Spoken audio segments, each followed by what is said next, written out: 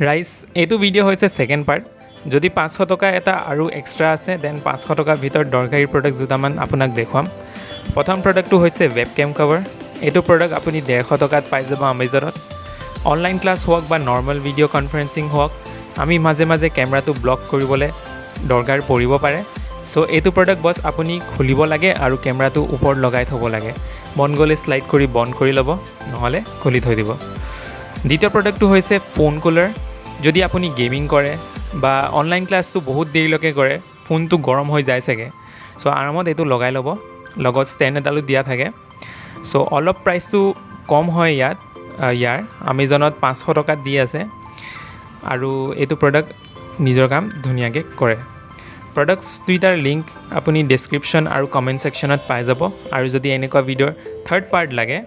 কমেণ্টছত জনাব আৰু ছাবস্ক্ৰাইব কৰি ল'ব